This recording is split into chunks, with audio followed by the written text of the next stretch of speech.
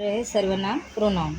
I hope मेरा last वाला chapter आपने देखा होगा। नाम आपको अच्छा लगा होगा तो लाइक सब्सक्राइब और शेयर ज़रूर कीजिएगा। तो अब ये स्टार्ट करते हैं सर्वनाम प्रोनाउन। यहाँ पे कुछ पिक्चर्स दिए हुए हैं, वो पिक्चर्स के सेंटेंस के नीचे हम पढ़ेंगे। नीताने काही पुस्तके विकत आणली, नीताने पुस्तकांचा संग्रह केला, नीताने पुस्तके मुलांना वाटली। ये नीता नीता ये शब्द बार बार आ रहा है। तो वरील वाक्यामध्ये नीता हा शब्द पुन्हा पुन्हा आलेला आहे। हाच उच्चार टाळण्यासाठी वाक्य परत पुन्हा लिहिलेली आहे। तो ये बताया क्या है वो बता रही हूँ। नीता ने काही पुस्तकें विकत आणली। नीता ने कुछ बुक्स बाय किए हुए हैं। नीता ने बुक्स का बंच बनाया हुआ है। नीता ने बुक्स बच्चों में बांट दिए हुए हैं। तो ये यही वर्ड्स हमारे यहाँ पे है अभी। नीताने काही पुस्तके विकत आणली, नीताने पुस्तकांचा संग्रह केला, तिने पुस्तकांचा संग्रह केला, तिने पुस्तके मुलांना वाटली। तो यहाँ पे नीता के बदले तिने तिने ये वर्ड आया हुआ है। अगर हिंदी में बात करेंगे तो नीता के बदले इसे यहाँ पे आएगा उसने। ठीक है, उसने बुक्स का बंच बनाया, उसने बुक्स बच्चों में बांट दिए। इंग्लिश में बात करेंगे तो शी आएगा। She bunch of the book, see distribute the books. तो यहाँ पे सी आया। नीता के बदले इंग्लिश में सी आएगा और नीता के बदले हिंदी में उसने आएगा और मराठी में नीता के बदले तिने आ गया। तो यहाँ पे सर्वनाम क्या कहता है? सर्वनाम कहता है कि नीता ये वर्ड हम बार बार नहीं यूज़ करेंगे। नीता के बदले हम तिने, उसे, उसको ऐसे वर्ड्स आ जाएंगे। जैसे हिंदी में आते हैं उसने, उसको, उसे, वैसे ही मराठी में आएंगे तिने, तिला, तिचे। ये वर्ड्स यहाँ पे आ जाएंगे। इथे दुसऱ्या आणि तिसऱ्या वाक्यात तिने वापरलेला आहे। नीता या नामाऐवजी ऐवजी करण्यात आलेला आहे, त्यामुळे ती वाक्य वाचायला बरी वाटतात। तेव्हा इथे वापरलेला तिने हा शब्द सर्वनाम आहे। त्याऐवजी वापरल्या जाणाऱ्या शब्दाला सर्वनाम म्हणतात। ये डेफिनेशन इम्पॉर्टंट है।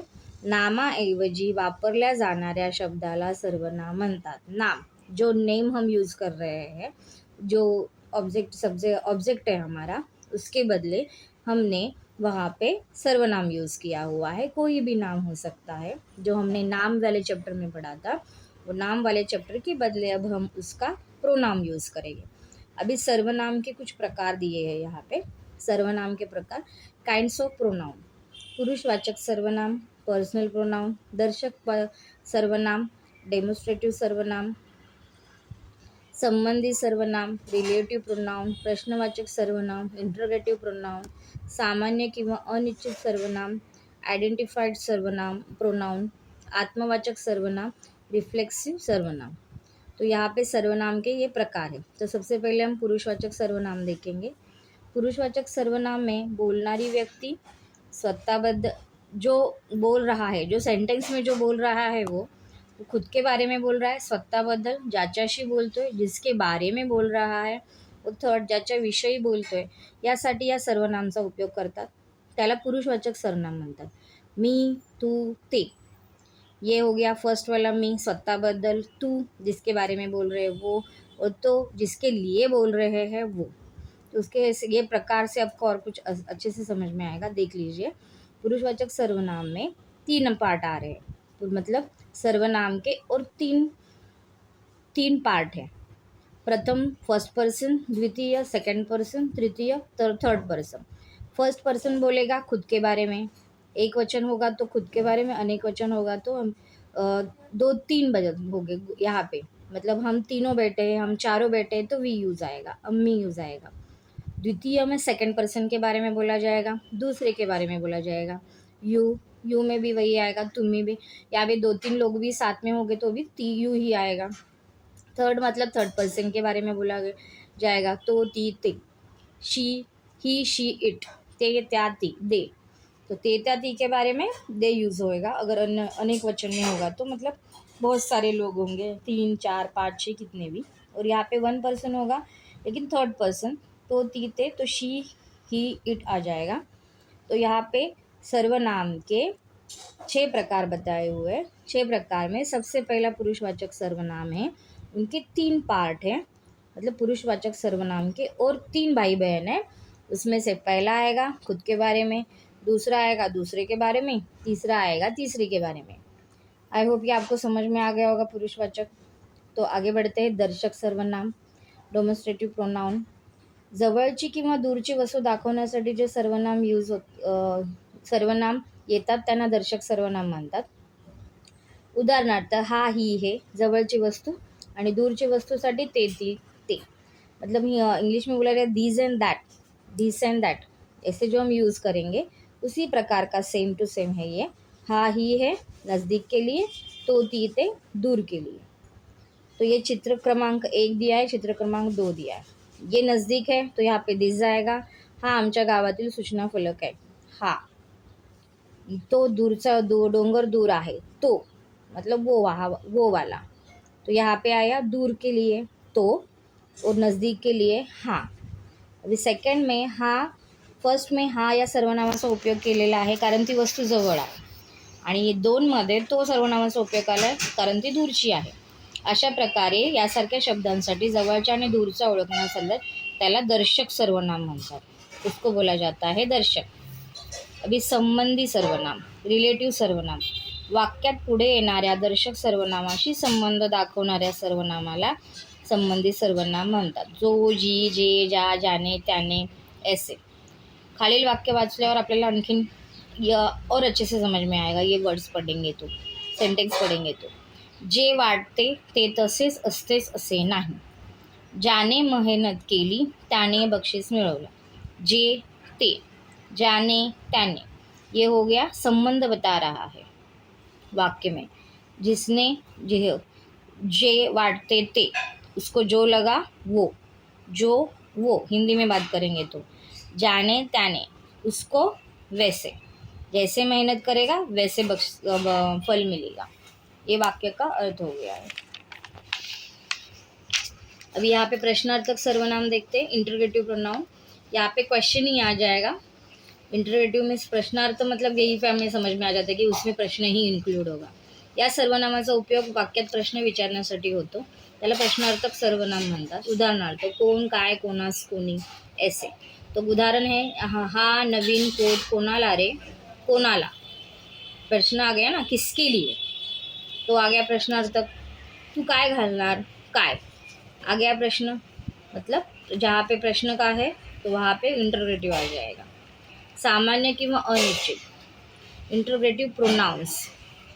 वाक्यात कोण, काय ही सर्वनाम प्रश्न विचारण्यासाठी न येता ती कोणत्या नामाबद्दल आलेली आहेत हे निश्चितपणे सांगता येत नाही, तेव्हा त्याला अनिश्चित आणि सामान्य सर्वनाम म्हणतात। ये प्रश्नार्थ की जैसा ही है थोड़ा बहुत, बट यहाँ पे क्वेश्चन नहीं पूछ रहा है। यहाँ पे क्या पूछ रहे हैं, त्या खोलीत काय आहे ते सांग, उस रूम में क्या है बताओ। तो काय हा शब्द आला। यहाँ पे क्वेश्चन नहीं है, क्या है बताओ ऐसे बोला हुआ है। तेथे कोण आहे हे मला सांगता येत नाही, तो वहाँ पे कौन है मैं नहीं बता सकता हूँ, तो कौन ये आ जाए। मतलब ये निश्चित और अनिश्चित है। निश्चित और अनिश्चित मतलब कंफ्यूज अगर लग रहा है तो आ जाएगा अनिश्चित सर्वनाम या सामान्य सर्वनाम, ये इसमें आ जाएगा। प्रश्नार्थक के जैसा ही रहेगा बट अनिश्चित रहेगा, क्योंकि उसके बारे में हम नहीं बता सकते हैं। मे बी ऐसे वाक्य रहेंगे तो सर्वसामान्य। आत्मवाचक सर्वनाम, रिफ्लेक्सिव्ह प्रोनाउन। आपण या सर्वनामाचा अर्थ जेव्हा स्वतः असा होतो तेव्हा ते आत्मवाचक सर्वनाम असते। मी स्वतः मेहनत करतो, तो आपणहून माझ्याशी बोलला।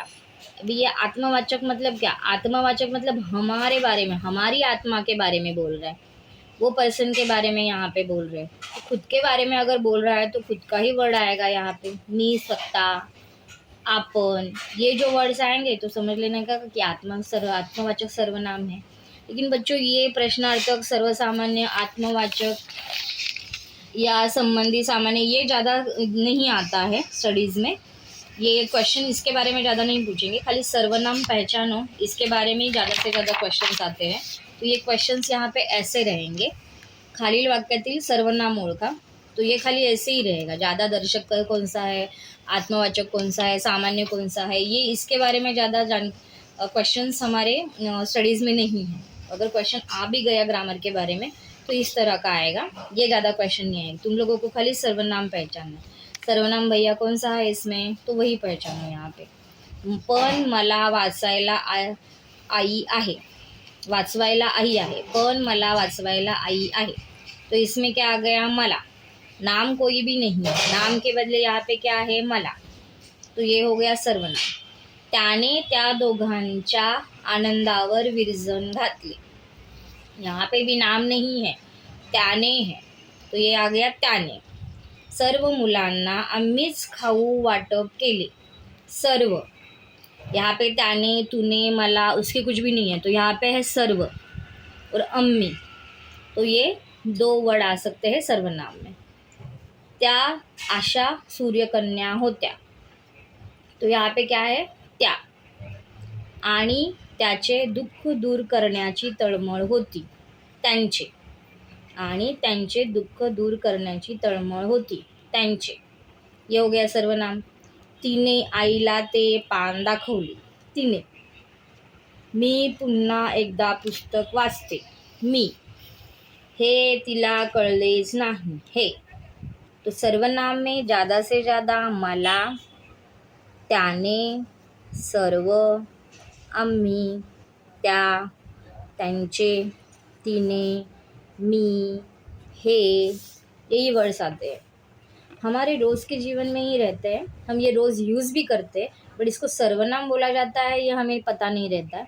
लेकिन अगर आपने अच्छे से पढ़ा सुना होगा तो आपको सर्वनाम में अभी दिक्कत नहीं हो सकती है। आई होप ये वीडियो आपको अच्छा लगा होगा, तो लाइक और सब्सक्राइब ज़रूर कीजिएगा। Thank you.